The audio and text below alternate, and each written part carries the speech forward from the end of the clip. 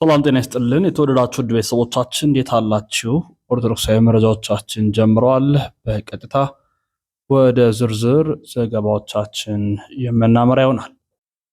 የአዲስ አበባ ሀገረ ስብከትና የክፍለ ከተማ ቤተ ክህነት የሥራ ኃላፊዎችና የአድባራት አስተዳዳሪዎች ከንቲባ አዳነች አቤቤንና ከከተማ አስተዳደሩ የሥራ ኃላፊዎች ጋር መወያየታቸው ታውቋል።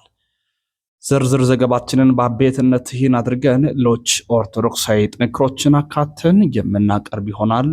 በማድረግ ተጋሩ።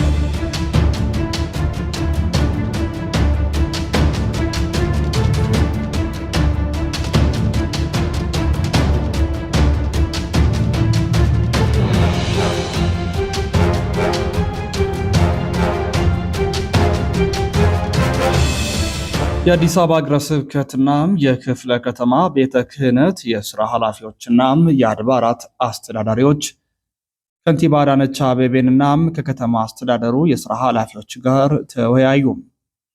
ኢትዮጵያ የብዙ ሃይማኖት ሀገር ናትም ሲሉም ከንቲባ አዳነች አቤቤ ተናግረዋል። የአዲስ አበባ ሀገረ ስብከትና የክፍለ ከተማ ቤተ ክህነት የሥራ ኃላፊዎችና የአድባራት አስተዳዳሪዎች ከንቲባ አዳነች አቤቤና ከከተማ አስተዳደሩ የሥራ ኃላፊዎች ጋር ተወያይተዋል።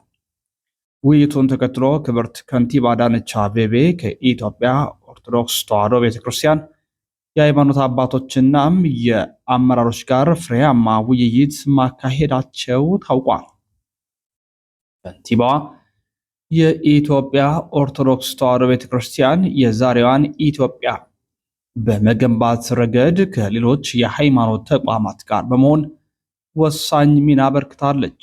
ቤተ ክርስቲያኗ በሀገረ መንግስት ግንባታ ጥንታዊ ቅርሶችን፣ ታሪኮችንና ትውፊቶችን ጠብቆ ለትውልድ በማሻገር ትውልድን በማነጽ ግብረ ገብነትን፣ ሰብአዊ ርኅራኄን በማስተማር የህዝብ ለህዝብ ትስስርን በማጠናከር እንዲሁም በልማት ተሳትፎ የጎላ ድርሻ ስትወጣ ቆይታለች ያሉ ሲሆን በታሪክ ብቻ ሳይሆን ባለፉት ለውጥ ዓመታትም ቤተ ክርስቲያኗ በከተማችን ሁለንተናዊ የሰላም ግንባታ የልማትና የብልጽግና ጉዞ ላይ እያበረከተች ያለውን አስተዋጽኦ አንስተው የተወያዩ ሲሆን ለህዝብ ትስስር መጎልበት፣ ለሰላም፣ ለኢትዮጵያ ብልጽግናና ለብሔራዊ ጥቅም ለመቆም መግባባት ላይ ደርሰናል ብለዋል።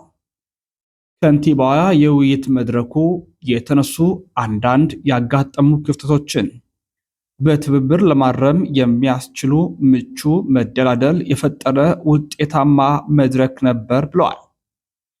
ይህ መድረክ በክፍለ ከተማው ሲካሄዱ የቆዩ ውይይቶችን ማጠቃለያ ሲሆን የመንግስትናም የሃይማኖት ተቋማትን ሚናናም ድርሻ በግልጽ ለይቶ ያስቀመጠ ነው ተብሏል። ከንቲባዋ የቤተ ክርስቲያን አባቶች፣ አመራሮች ላደረጉላቸው ከፍተኛ ተሳትፎና ተሰጣቸውን ገንቢ ሀሳብ በራሴና በከተማ አስተዳደሩ ስም ከልብ አመሰግናለሁም ሲሉ መልእክታቸውንም ማቅረባቸው ታውቋል። በሌላ መረጃም በዝቋላ ደብረ ከዋክብት አቡነ ገብረ መንፈስ ቅዱስ አንድነት ገዳም ያስገነባውን ባለ 3 ፎቅ ሁለገብ ህንፃ በብፁዓን አበው ሊቃነ ጳጳሳት አስመረቀም። ብፁዕ አቡነ ጎርጎሪዮስ የምስራቅ ሸዋ ሀገረ ስብከት ሊቀ ጳጳስ፣ ብፁዕ አቡነ ማቴዎስ የመገናኛ ብዙሃን ድርጅት የበላይ ኃላፊና የምስራቅ አፍሪካ ሀገረ ስብከት ሊቀ ጳጳስ ገዳሙ ያስገነባውን ሁለገብ ህንፃ ባርከው አስመርቀዋል። የገዳሙ አስተዳዳሪ መምህር አባ ኢሳያስ ወልደ ሰንበት እንደተናገሩት የገዳሙ ህንፃ ግንባታ ከተጀመረ 9 ዓመት እንደሆነው ገልጸው ግንባታው ሂደትና ህንፃው በአሁኑ ወቅት የሚሰጠው አገልግሎትን አብራርተዋል። ህንፃው ከላይ በኩል ለማህሌት፣ ለሰዓታት አገልግሎት የሚሰጥ ሲሆን ከስር ባለው ቤተመዛግብት የአስተዳደር ቢሮዎችና ለሱቆች አገልግሎት የሚውል መሆኑንም አመላክተዋል። ብፁዕ አቡነ ጎርጎሪዮስ ባስተላለፉት መልእክት ይህ ገዳም ጥንታዊ ታሪካዊ ገዳም ነው። ይህ ታላቅ ሁለገብ ገዳም ቦታው ላይ መሰራቱ በጣም እናመሰግናለን ብለዋል። ብፁዕነታቸው አያይዘውም ዝቋላ የታሪክ ገዳም ነው። ይህ ህንፃ ዘመኑ ጊዜ የሚፈቅደው በመሰራቱ በኢትዮጵያ ሕዝብ ታላቅ ኩራት ነው። ገዳሙ የበረከት የጸሎት ቦታ ነው። ብዙ አባቶች በጸሎታችሁ በአገልግሎታችሁ ለኢትዮጵያ የምታበረከቱት አስተዋጽኦ ተጠቃሚ ናቸው። ይህ ሁለገብ ህንፃ በማየታችን በጣም ደስ ብሎናል ሲሉ አባታዊ መልእክታቸውን አስተላልፈዋል። የዝቋላ ደብረ ከዋክብት አቡነ ገብረ መንፈስ ቅዱስ አንድነት ገዳም ጥንታዊ ታሪካዊ ገዳም ሲሆን በርካታ ገቢረ ተአምራትም የሚፈጸሙበት ገዳም ነው። ይህ እንዲህ እንዳለ በርካታ ኦርቶዶክሳውያን ምነው በርካታ መነኮሳት ዛሬም ድረስ እንባቸውን ያፈሰሱ የሰላም ጥያቄ በሚጠይቁበት የድረሱልኝ ጮቶችን በሚጮሁበት እባካችሁን ሁሉን ብለው በሚጣሩበት በዚህ ሰዓት የህንፃ ጉዳይ ለምን ከፍ ብሎ ታየ?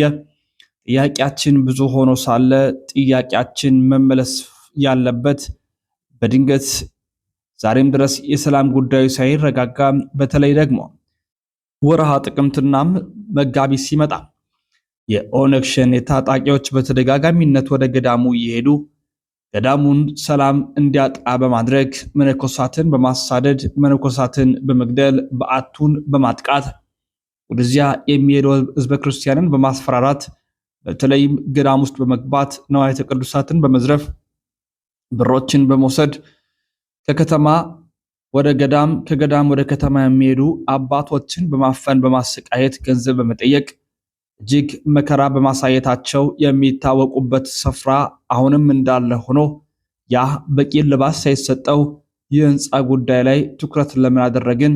የገዳማውያኑ ጥያቄ የህንፃው መመረቅ ወይንስ የሰላም ጉዳይ? የገዳማውያኑ መነኮሳት አባቶቻችን ጥያቄ ህንፃው ተመርቆ አልቆ ስራ ይጀምር የሚል ወይንስ ገዳሙ እስከ መጨረሻው ድረስ ዘላቂ ሰላም ይስፈን የሚል ጥያቄ ነው የሚያቀርቡት? እኛስ ምዕመናን ወደ ዝቋላ ደብረ ከዋክብት አቡነ ገብረ መንፈስ ቅዱስ በሰላም ደርሰን ለመምጣት ብናስብ በየትኛው ሰላም፣ በየትኛው መንገድ፣ በየትኛው አካሄድ ነው የምንሄደው? ይህ ሁሉ ያልተፈቱ ጥያቄዎች ዛሬም ምላሽ የሚጠይቁ ነገሮች ሆነው ሳለ ህንፃ ተመረቀ ተብሎ ለምን ይነገራል? ህንፃ መመረቁ መልካም ቢሆንም በዚህ ሰዓት ግን ጉዳዩና አሳሳቢው የህንፃ መመረቅ ወይንስ የገዳማውያኑና የምዕመናኑ ወደዚያ ማምራት ጉዳይ ነው እልባት ሊሰጡ የሚገባም ሲሉ በርካታ ኦርቶዶክሳውያን ድምፃቸውን እያሰሙ ይገኛሉ።